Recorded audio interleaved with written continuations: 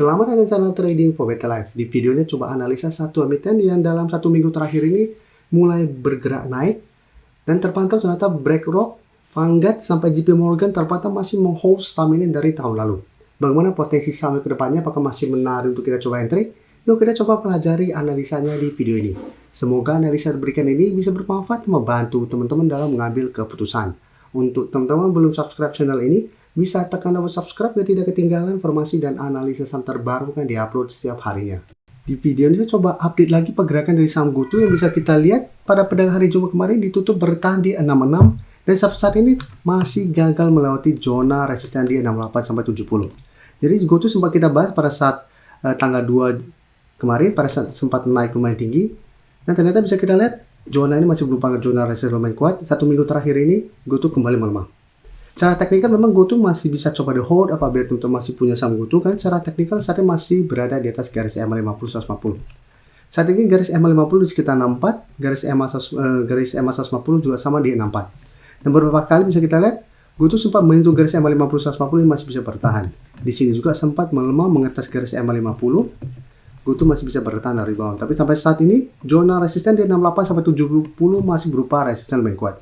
Ini selama masih gagal break, cara pergerakan masih akan sideways.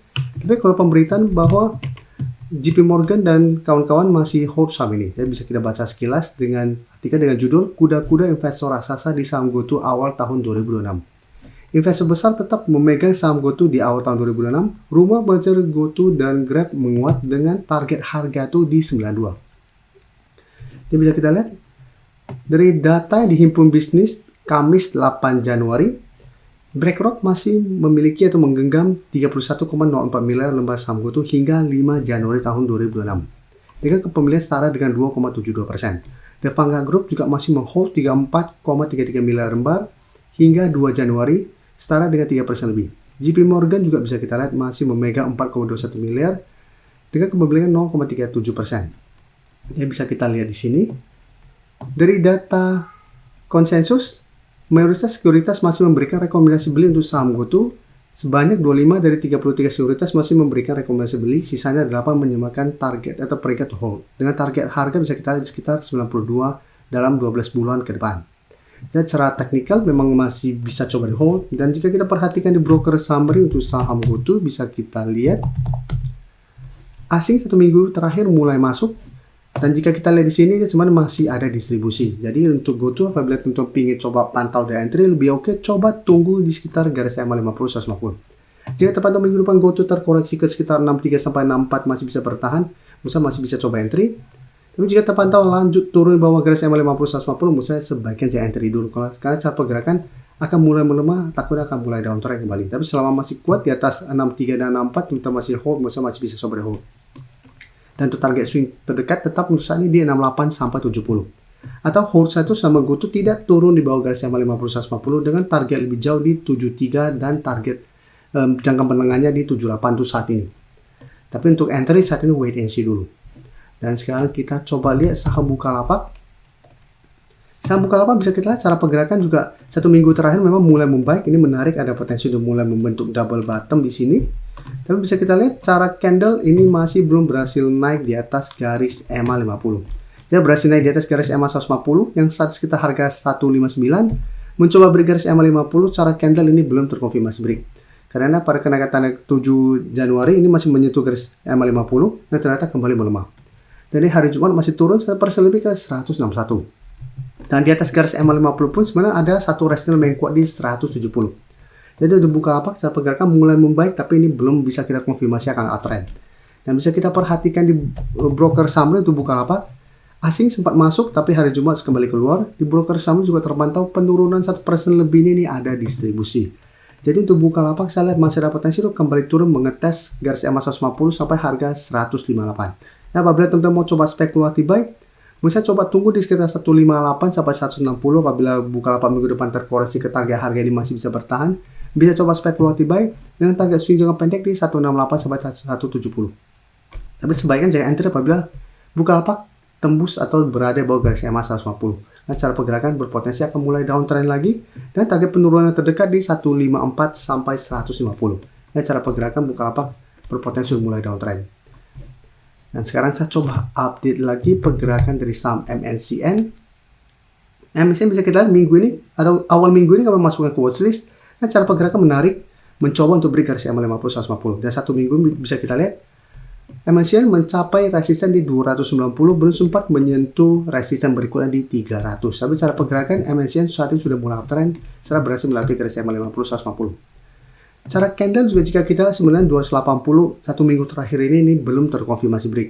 Tapi menarik jika terkonfirmasi minggu depan MNCN berhasil naik atau minimal bertahan di 280. Nah cara pergerakan saya lihat ada potensi untuk menuju target lebih jauh di 300. Tapi jika kita perhatikan di broker summary untuk MNCN, asing masih terus masuk, walaupun sempat keluar di tanggal 6 dan tanggal 7, tapi secara keseluruhan dalam beberapa minggu ini asing masih masuk akumulasi.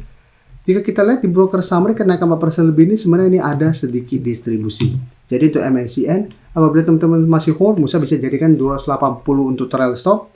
Jadi tepatnya MNCN melemah di bawah 280 minggu depan bisa pertimbangkan take profit, atau hold saya terus selama MNCN tidak turun bawah garis EMA 50 150 yang saat sekitar 266.